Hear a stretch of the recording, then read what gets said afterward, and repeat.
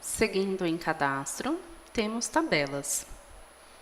Neste registro constam algumas tabelas que auxiliam no manuseio do sistema. Elas estão pré-formatadas, podendo serem alteradas e alimentadas a qualquer momento pelo usuário, ficando assim de sua inteira responsabilidade. De início temos códigos e vencimentos ICMS. Cada estado tem sua agenda tributária, que fica disponibilizado na legislação. É atualizado mensalmente. No caso de São Paulo, fica no comunicado CAT no portal da Secretaria da Fazenda. O sistema permite que o usuário alimente esse campo, visto que a agenda é atualizada mensalmente pelo Estado. O usuário deve preencher o código de CPR, a data de vencimento do ICMS normal, código de receita do ICMS substituição tributária e sua data de vencimento. No momento da geração da guia de ICMS ou da guia de ICMS de substituição tributária, o sistema irá respeitar o que aqui foi informado como vencimento, de acordo com a competência. Então, vamos informar, por exemplo, competência de janeiro de 2018. Ele pergunta se você quer repetir o mesmo código e vencimento considerado para o mês anterior. Como não tínhamos informações, por isso que ele não repetiu. Mas, havendo dados, ele pergunta se você quer repetir. Então, vamos por CPR 1200. Aqui você tem a opção de informar, então, a data de vencimento. Então, janeiro vence no mês subsequente, em fevereiro, normalmente é por volta do dia 20 ao dia 22, no máximo. Então, aqui o usuário vai informar qual que é a data, o código de CPR de receita substituição tributária e o vencimento do mesmo. Ok? Aqui não precisa informar a empresa, por quê? Esses códigos, tanto da receita de substituição quanto o CPR, é informado no cadastro da empresa. Então, você pode ter 10 empresas, nas 10 ter o 1200, nas outras ter o 2100, e aí o sistema vai considerar conforme o que foi informado aqui. Tá? Para todo mundo que for 1200 vai ser uma mesma data de vencimento. Então, informando aqui, é o que ele vai respeitar na hora de gerar a GARI de ICMS ou a GARI de substituição tributária. E aqui temos os estados. Então, informar de acordo com o estado e a empresa. Né? Então, se você tem empresa em São Paulo, se você tem empresa no Rio Grande do Norte, por exemplo, qual mês, qual é o código deles, e assim sucessivamente. Continuando em tabelas, códigos e vencimentos IPI e ISS. Essa tela, ela era para referências do passado, na verdade, né? Quando o IPI ele era por dia decidendial, quando o ISS ele você tinha a opção de gerar a guia.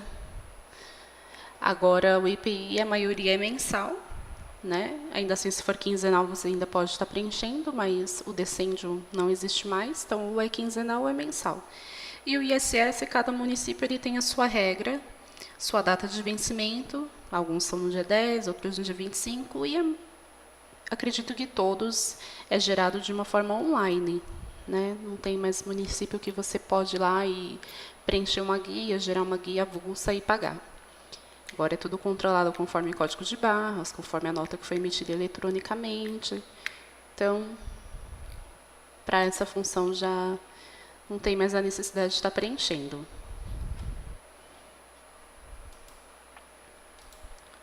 Continuando, temos códigos de carta de correção.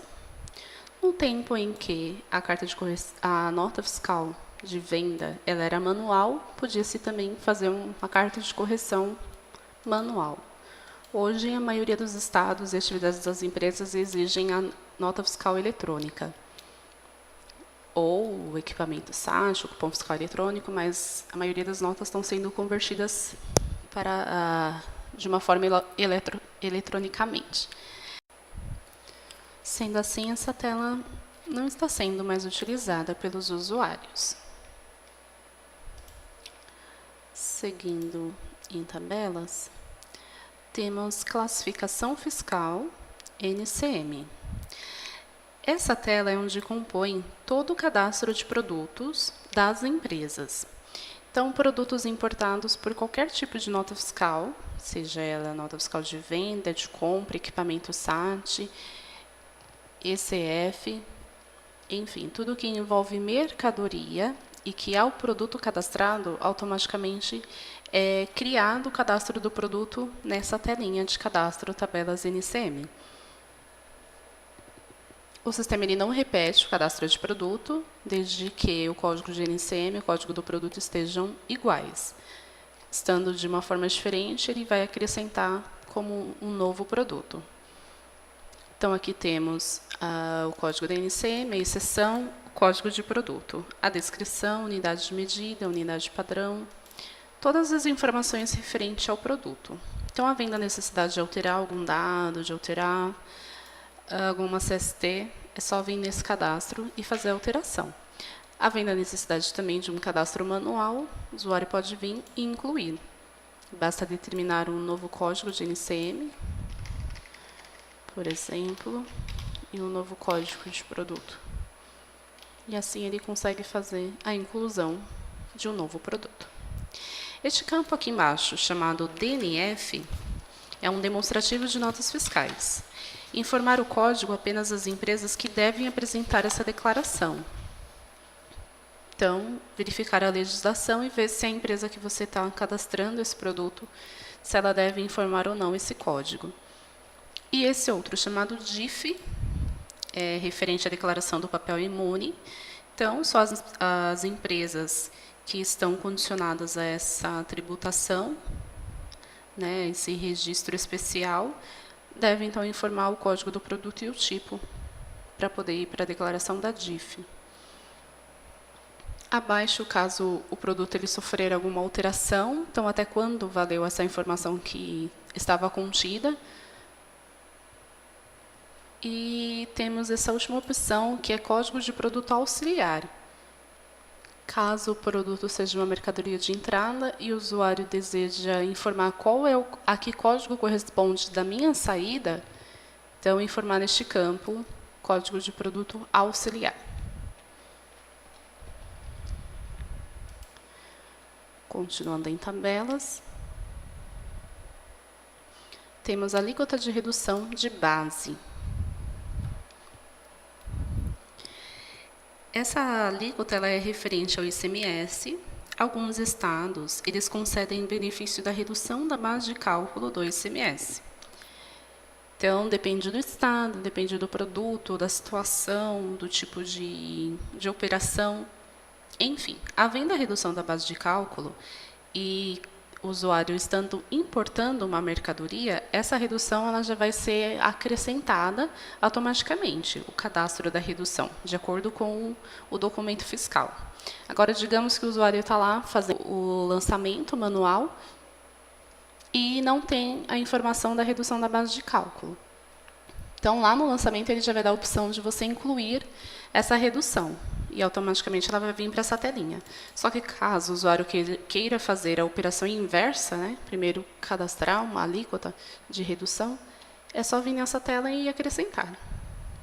Então, essas já são de alguns documentos que foram informados no sistema.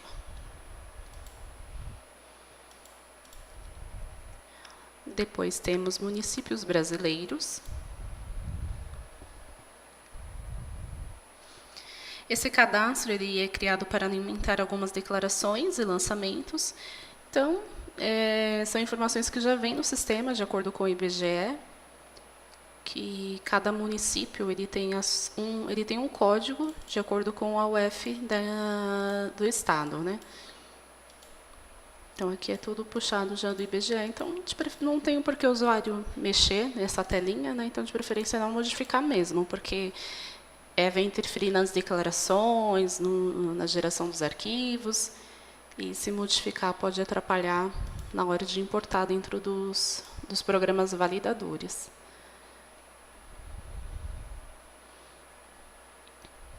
Temos aqui o CNAE, que é a atividade econômica. Então, já vem cadastrado também, o sistema já vem com essa informação. E é extraído de acordo com o CONCLA. né? Então, lá no Concla já é cadastrado todos esses CNAEs e a gente puxa para informação da empresa. Esse CNAE que está aqui, ele é informado lá no cadastro da empresa. Por isso, quando lá você busca o CNAE, já te traz uma relação, né? Está trazendo dessa telinha aqui, de tabelas.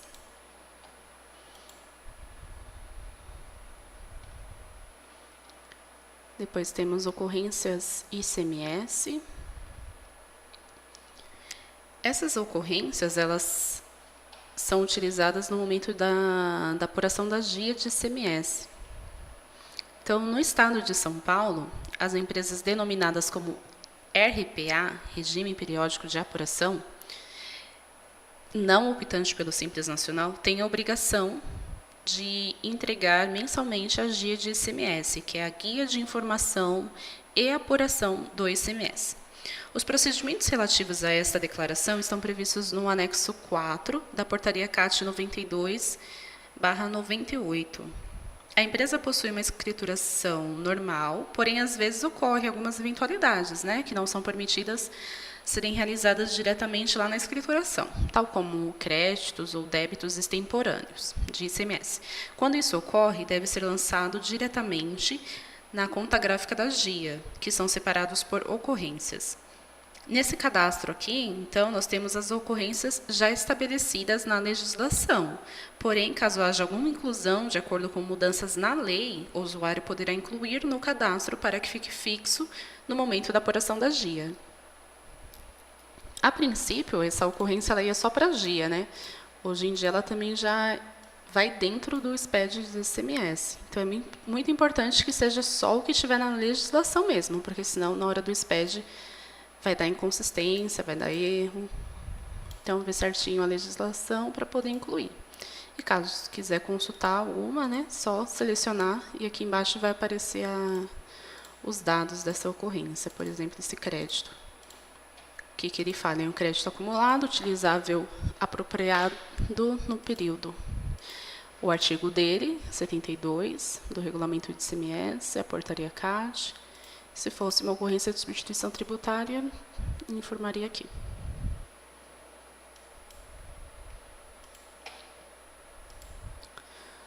Seguindo, temos produtos para levantamento de estoque.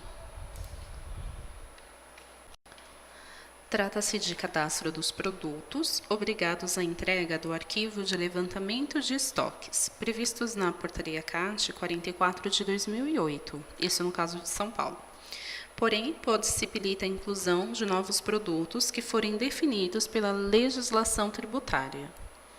Então, verificar certinho, no caso de São Paulo, essa Portaria CAT, se a empresa está situada em outro estado, verificar qual legislação que ordena esse produto, esse levantamento de estoque referente aos produtos de substituição tributária e informar aqui o código, a data do levantamento e o tipo de mercadoria. Por exemplo, o código 1, o que entrou para a substituição tributária foram esses medicamentos, né, esses produtos. Medicamentos constantes na lista positiva da incidência do PIS/PASEP. A data do levantamento de estoque foi em 31 de janeiro de 2008. Então, verificar certinho conforme a legislação. Num geral, né, o sistema está atualizado de acordo com a maioria dos produtos que entraram já para a substituição tributária. Mas qualquer inserção, basta o usuário vir incluir.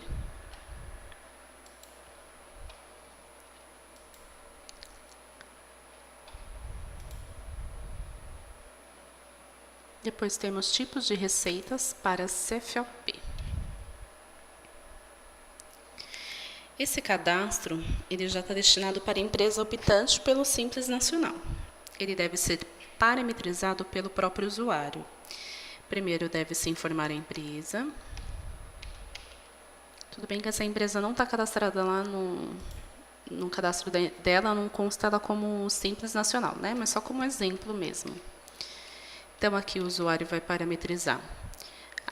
Essa determinada empresa, ela tem atividade de venda de produção por estabelecimento. Qual tipo de receita, de acordo com os anexos do Simples Nacional, que se enquadra este CFOP. Então, no caso, vai ser venda de mercadorias industrializadas pelo contribuinte, exceto para o exterior, sem substituição tributária. Isso vai auxiliar no momento de fazer o fechamento, a apuração do mês, no momento de gerar o DAS, você utilizar o sistema para fazer a apuração. Então, o sistema vai obedecer essas regrinhas, de acordo com o CFOP e o tipo de receita. Se a empresa faz um retorno, por exemplo, esse retorno ele é tributado? Não é. Então, você vai vir aqui e vai falar que o tipo de receita dele é nenhum. Entendeu? Então, é só incluindo os CFOPs e o tipo de receita.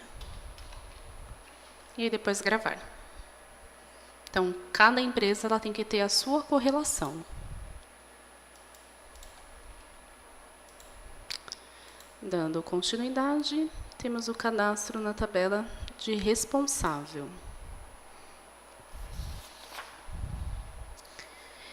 Esse responsável, eles são os dados de quem é responsável pelas informações e declarações da empresa. Né? Lá no cadastro de empresa, vimos essa opção de responsável, determinar quem é o responsável para aquela empresa. Então, é um cadastro específico, né? Nem sempre vai ser o mesmo do contador, o mesmo do responsável, o sócio responsável. Então, se for um cadastro diferente, de repente a empresa ela possui um administrador, que é ele que é obrigado pelas entregas, ele que confere, ele que encerra. Então, aqui você vai fazer esse cadastro, que nada mais é que um código, né? Determinar um código, uma pessoa para contato e os dados do mesmo.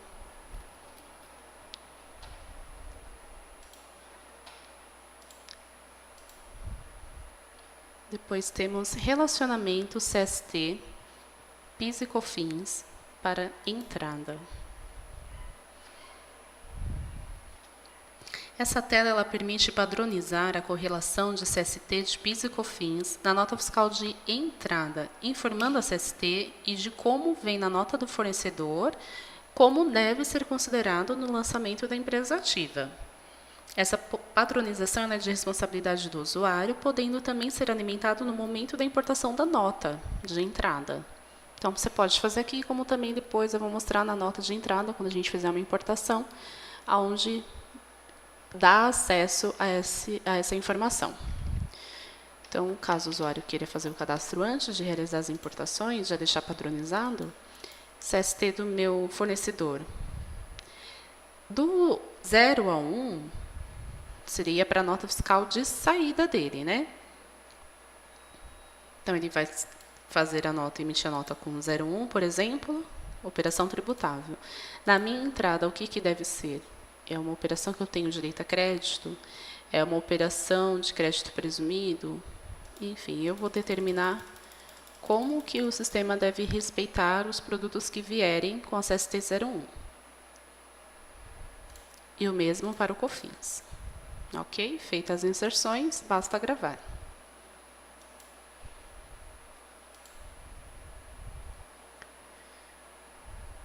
Unidade de medida. No sistema já está cadastrada a unidade de medida conforme a tabela do SPED. Tabela de unidades de medida comercial do dia 5 de julho de 2016. É uma tabela padrão. Porém, a cada importação de documento fiscal, este cadastro ele vai sendo atualizado, vai sendo incluso novas unidades de medida. Então, verificar certinho se a unidade de medida é correspondente. Então, temos código, a sigla e a descrição.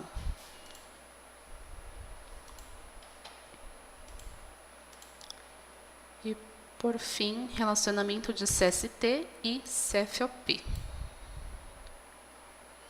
Essa tela ela é exclusivamente para as empresas que emitem cupom fiscal eletrônico, onde o usuário irá padronizar para cada CFOP, uma CST de ICMS, uma CST de IPI, de PIS e de COFINS.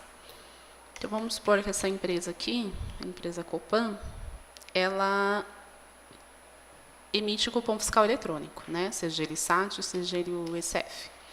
No cupom fiscal eletrônico, normalmente não vem as informações, não é feita a vinculação de uma forma correta, depende do software. E aí, depois que foi emitido, o usuário tem que ir lá e alterar produto por produto, cupom por cupom, dependendo do tamanho da empresa, é um número gigante de informações, enfim. Aqui o usuário ele já pode vir e padronizar. Assim, no momento do fechamento, o sistema vai respeitar. Na hora que for importar os cupons, o sistema vai respeitar o que aqui foi informado. Por exemplo, digamos que eu revendo a mercadoria sem substituição. O meu totalizador do cupom, vou informar o tipo, né, que é. Então, no caso, vou colocar aqui não incidência do ICMS. E vou dizer qual que vai ser a minha CST de ICMS para este CFOP com esse totalizador. Se eu vou calcular o PIS e o COFINS dele, sim ou não. Se eu vou calcular qual que vai ser a CST de IPI dele. Qual vai ser a CST de PIS e a CST de COFINS. Ok? Assim, no momento da importação, o sistema vai respeitar essas regrinhas. E vai ignorar o que tiver no cupom fiscal.